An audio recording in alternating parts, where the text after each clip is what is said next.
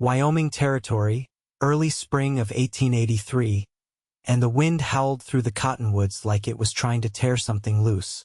Verena Kline looked down at her cracked hands. Cold water in a washtub had soaked through her sleeves again. She was 24 years old and had not been asked what she wanted since she was 16.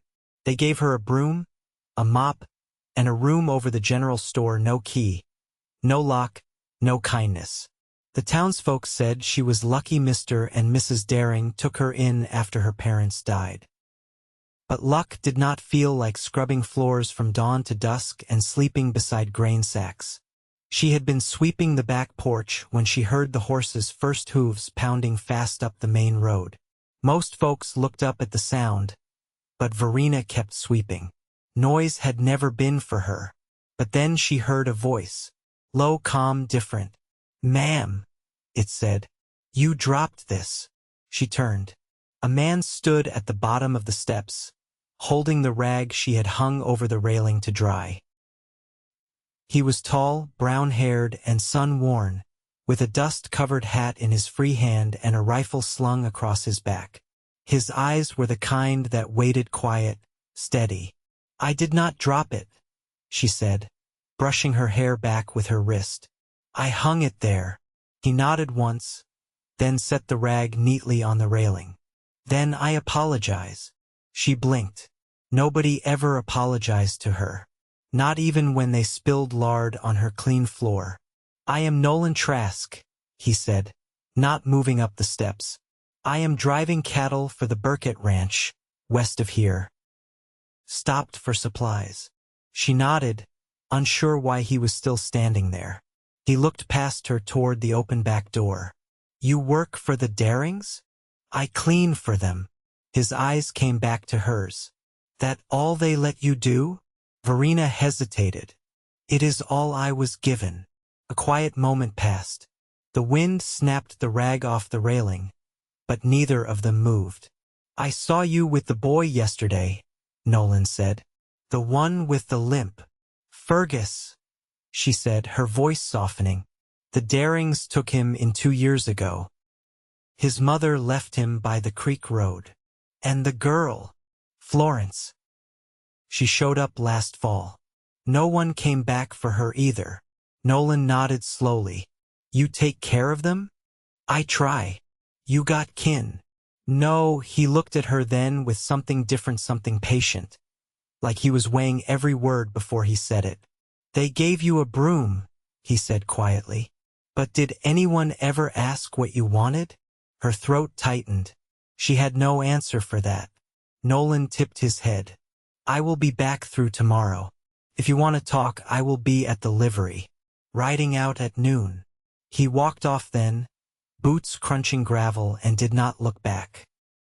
That night, Verena sat on the floor beside the cot where Fergus slept curled into Florence. Both children had slipped into her life like wind under a door, quiet, cold, impossible to ignore. Nobody had told her to care, but she did. She looked at her hands again. They were raw from lye soap, but they still worked. By morning, she had made up her mind. She told the Darings she was leaving. Mrs. Daring called her ungrateful. Mr. Daring said no one would hire a girl who could not keep her mouth shut. But Verena did not answer. She packed what little she owned, took Fergus and Florence by the hand, and walked out. They reached the livery with 10 minutes to spare. Nolan was tightening the saddle on a chestnut gelding when he looked up. "You came. I do not have much, but I have them." He looked at the children, then at her. "I figured you might. Are you still going west?" "I am. Can we come?" "I hoped you would." She watched as he knelt in front of Fergus, looked him in the eyes and said, "You ride with me, son. You will be safe." Fergus nodded, silent but steady. Nolan turned to Florence. "You too, little one." Florence stared at him, then reached up and took his hand. That was all. No speeches, no promises, just trust. The 4 of them rode out of town that afternoon. Nolan gave Verena his coat when the wind picked up. When she tried to give it back, he said, "It looks better on you." They rode until dusk and set camp near a creek where cottonwoods bent low to drink. Nolan built the fire, watched the children eat, then sat beside her with quiet. "You do not owe me anything," he said. "I know." He looked into the flames. "Most folks want something. Money, work, gratitude. What do you want?" He looked at her, and this time the weight in his eyes was not just patience. It was something deeper, something that made her chest ache. "I want to know what you want." Verena looked across the fire at the children, sleeping warm for the first time in weeks. "I want to build something that cannot be taken away." Nolan nodded. "Then we will start there." And for the first time in 8 years, she let herself believe that maybe, just maybe, something good might begin. The first night on the trail, Verena lay awake beside the children, blinking up at the stars. Florence's breath came in little puffs beside her ear, and Fergus had one arm slung over his chest like he was still guarding something even in sleep. Nolan had taken the far side of the fire, resting back against his saddle, rifle within reach. The fire had burned down to coals, and the air had a bite. Verena pulled the blanket tighter and kept her eyes on the layered silhouettes of the hills. "You've ridden before," Nolan said, his voice low but clear. She hadn't heard him shift. "A long time ago. My father taught me on a bay mare. She kicked up her heels if you didn't ask polite." He sat up a little. "You rode like someone who remembers not to grab too tight." "I don't forget what matters." He didn't answer for a moment. Then, "We'll reach the river by tomorrow night. There's a homestead their widow named Greaves. She's got chickens, a spinning wheel, and more opinions than teeth. And you think she'll let us through? She'll feed us stew and tell you how much she hates stew. And why are we going there? I need to speak to her son. He's been rustling from Burkett land." Verena turned her head toward him. "You're still working for them?" "Not after this. I gave my word I'd handle it quiet." "You always give your word?" "Only when I mean to keep it." She studied his face in the fire's glow. There was a steadiness to him, not the kind that demanded trust, but the kind that waited for it. The next morning, they packed before the sun cleared the ridge. Nolan gave Fergus a folded cloth bundle to hold. "What's this?" the boy asked. "Dried apples. You'll share with your sister. And keep them from rattling." Florence gave him a sharp look. "I don't rattle." Nolan crouched beside her. "No, you don't. But you do talk in your sleep." She narrowed her eyes. "So do you." Verena watched the exchange with a tightening in her chest. Nolan hadn't asked her permission. He hadn't needed to. He treated the children like they were already part of his world. The ride to the river was quiet. Verena kept pace beside him, the children riding double behind her. Nolan didn't speak unless he needed to point something out: a badger trail, a low branch, a nest of hornets they passed wide. When they reached the Greaves place, smoke curled from a bent stovepipe and a dog barked like it remembered every stranger that ever came too close. The house was squat, weathered, and propped on stone blocks. A woman in her 60s stood in the yard, apron dusted with ash, arms crossed. "You again," she said, squinting at Nolan. "Didn't you promise me a new kettle last year? You broke the last one on my head." "I missed." He dismounted and tipped his hat. "You always do." She snorted and pointed to the porch. "If you've brought mouths, you better bring hands. I need water hauled and the coop shoveled." Verena stepped forward. "I can haul." The woman looked her over without blinking. "You're not one of his." "I'm not one of anyone's." That seemed to please her. Inside, the house smelled of onions and wool. Florence found a cat under the table and didn't speak for the next hour. Fergus helped Nolan clean out the trough while Verena filled buckets at the well, her shoulders aching but her steps light. That night, Nolan found her on the back porch, watching the wind roll across the grass. "I spoke to her son," he said. "He's done with stealing. I told him next time, it won't be me that comes." She nodded, eyes still on the dark. "You didn't ask what he said in return," Nolan said. "I figured if it mattered, you'd tell me." He stepped up beside her. "He asked if I came alone. I said no." Her hands tightened around the railing. "I said I came with someone who sees what's worth keeping." "Do you mean the children?" "I meant all of you." She didn't speak, not right away. But she didn't look away either. The wind pulled at her hair, and he reached out slowly, brushing it back from her cheek. "I don't want to guess at what you need," he said. "But if you tell me, I'll listen." She let the silence stretch. Then, "I need a place where I don't have to look behind me." He nodded once. "Then we'll ride until we find it." And for the first time since they left the town, she let herself lean just slightly into the space beside him. They left the Greaves place before daylight, the frost still clinging to the tall grass and mule deer tracks pressed fresh along the creek's edge. Nolan rode ahead, leading the pack horse with one rope wrapped around his palm. Verena kept the children close behind, Florence tucked before her, Fergus riding solo now but careful and upright. They passed into country that bent wide and open, hills slow to rise, the earth turning from stone to soil. Fences grew rarer. The wind no longer sounded like it was trying to drive them back, it seemed to settle, as if watching. Nolan slowed until they rode even. "There's a place I know," he said, quiet enough not to wake Florence, who dozed against Verena's ribs. "An old line cabin. Belonged to a man I knew years back. He died during the fever winter." "Is it still standing?" "Last I saw, yes. Needs work. Roof leaks some. But it's dry. Too far off to draw trouble." Verena studied the horizon. "How much land around it?" 5 acres, maybe 6. Untouched. No title I've heard of." She didn't answer, but her hand tightened on the reins. They reached it by dusk 2 days later. The cabin sat low in a shallow draw, back pressed against a rise, half shaded by a stand of limber pines. One shutter hung crooked, and the steps had collapsed inward.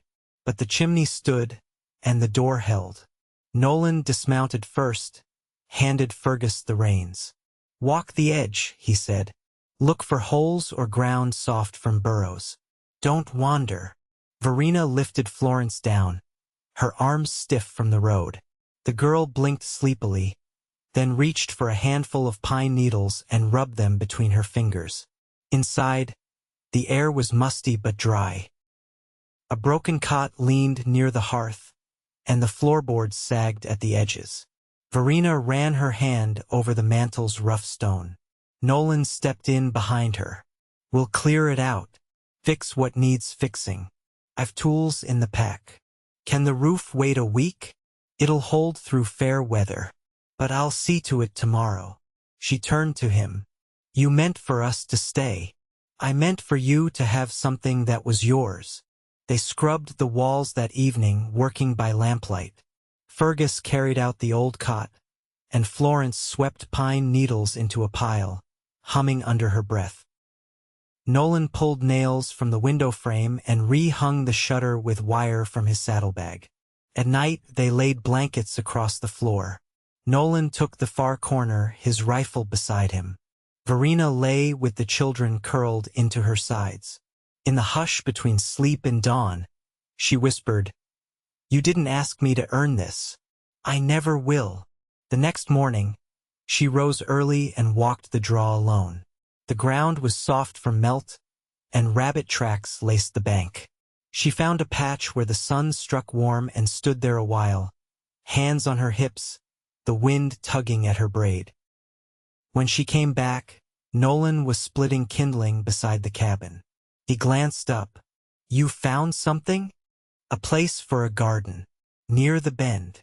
He drove the axe down once more, then leaned on the handle. I'll clear it with you. You don't have to. I want to. She watched him for a moment, then said, There's a difference between wanting and needing. He nodded. There is. She stepped closer, her voice low. I've never had both in the same place before. You do now. She touched his arm, fingers light.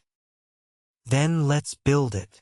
And he didn't answer, just reached up and brushed the dirt from her cheek with the back of his hand.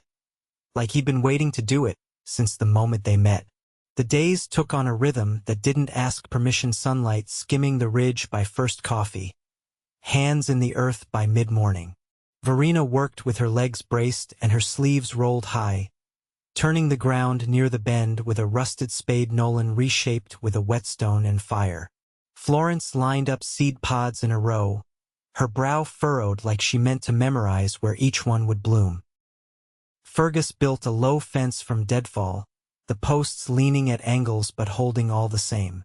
Late one afternoon, Nolan returned from the western rise with a rusted stovepipe over one shoulder and a tobacco tin tucked under his arm. Verena looked up from the trench she'd been digging for onions. You salvaged that? Traded for it. Found an old trapper camp, empty but tight. Left 2 snares and a length of rope.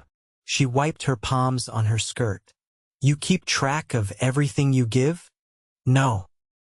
Just what I hope lasts. She watched him set the pipe by the shed wall, then open the tin and tip out a small coil of thread and 2 bone buttons. For you, he said, in case your coat ever asks for mending. She took the tin without speaking, her throat tight.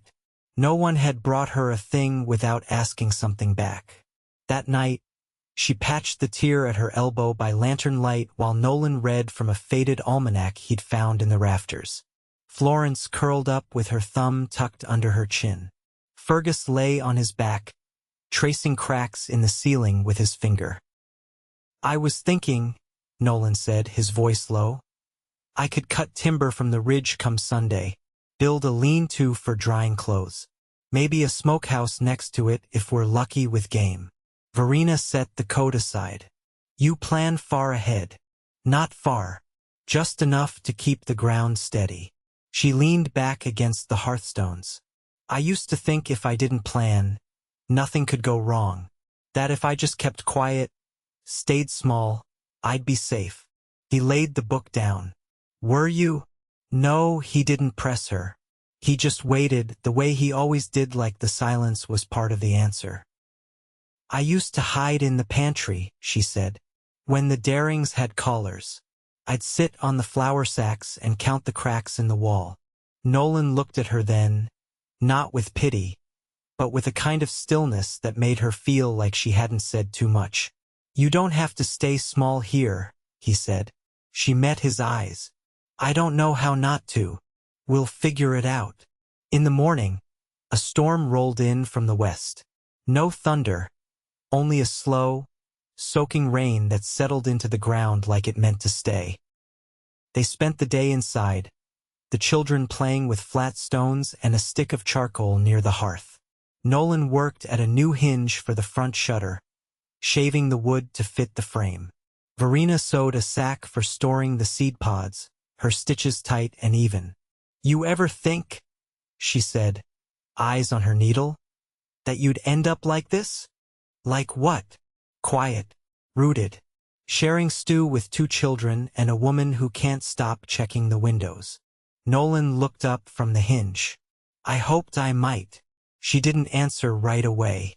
The rain tapped against the roof like a slow breath. You think we could make this last? She asked. He set the hinge aside and crossed the room, stopping just short of her. If I didn't believe that, I wouldn't be here. She looked up at him, the space between them small, now small and certain. I never learned how to ask for something just because I wanted it. He reached for her hand, let his fingers find hers one at a time.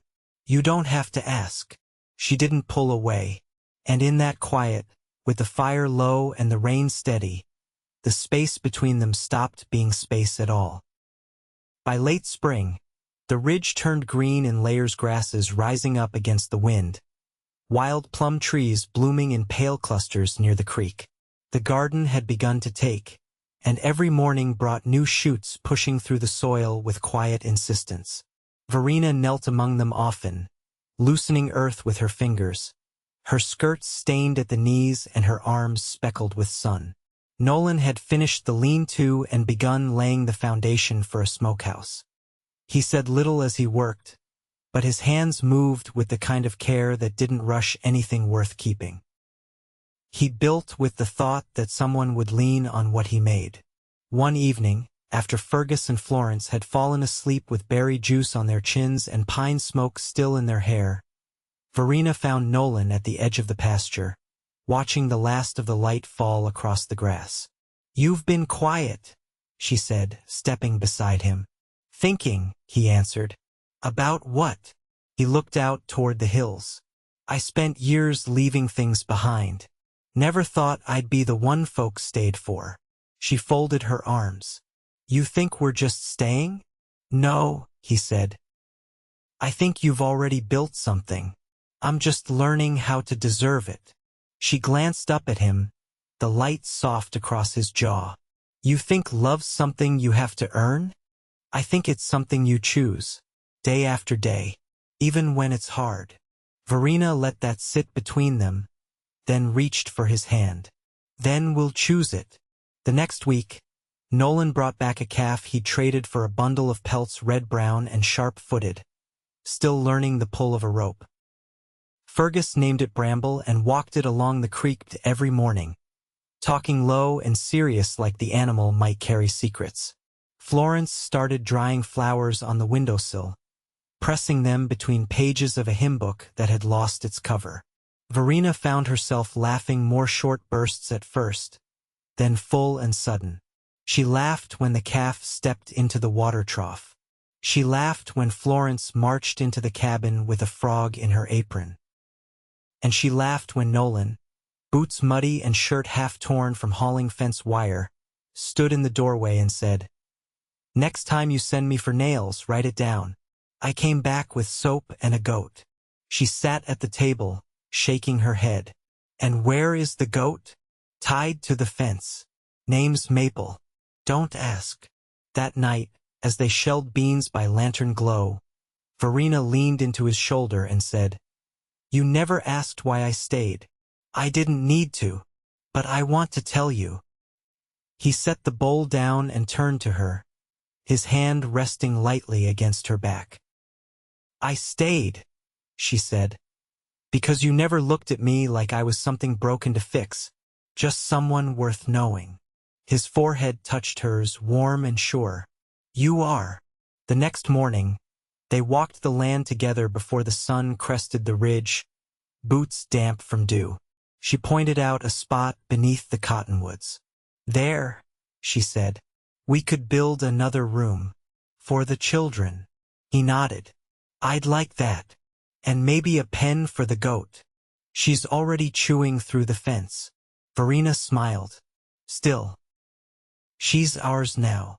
They stood in the quiet, the wind moving through the trees like it had nothing left to chase.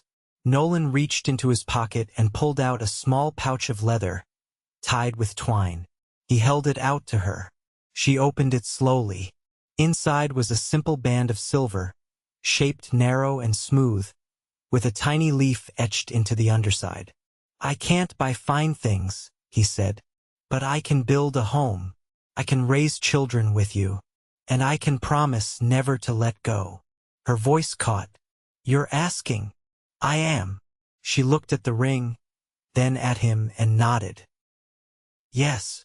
They were married that June, under the plum trees near the creek. Mrs. Greaves came, muttering about ants in her boots, and brought a pie that tasted like vinegar and apples.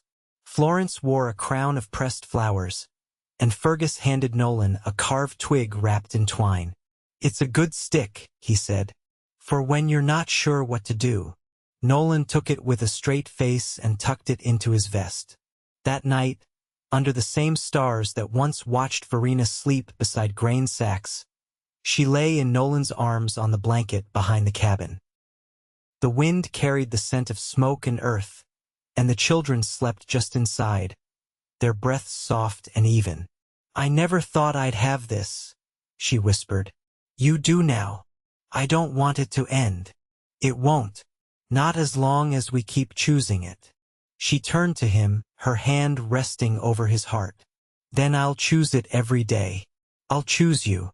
And he kissed her slow, certain, like they had all the time in the world. Years passed and the cabin grew.